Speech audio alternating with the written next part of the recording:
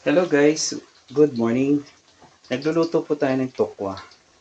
Yan po yung ingredients natin. Meron po siyang,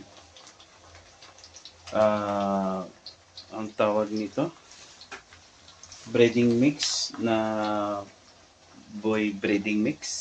Boy tapang yata yun, hindi naman. Ayan, tsaka nilagyan natin ng isang paprika, etc.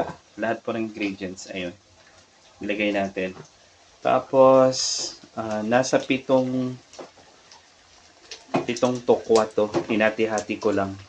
Dahil nagtitipid tayo ng gasol, nagtitipid tayo ng mantika, ginaganyan na lang natin para tipid. Hirap naman kasi kung ano,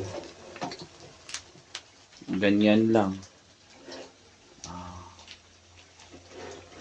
Babalik ta rin natin yan pag magiging golden brown.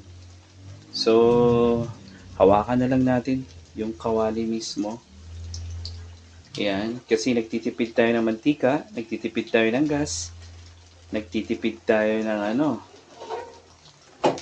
So, yung ingredients natin, hindi natin tinipid yan. Pag baliktad natin yan, lalagay natin yung ingredients na yan. Kasi breading mix yan eh. So, dapat katamtamang apoy lang para maluluto yung loob yan.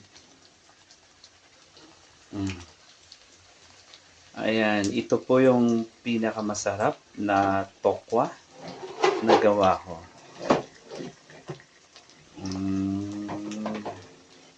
Masarap ang secret ingredients niyan, promise.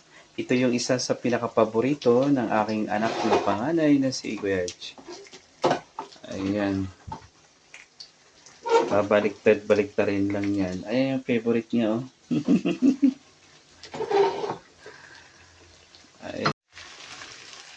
Bali guys, yung natirang sauce dito, i-cornstarch yun at saka breading mix, tsaka iba pang mga paprika na seasoning is binuhos ko na dito.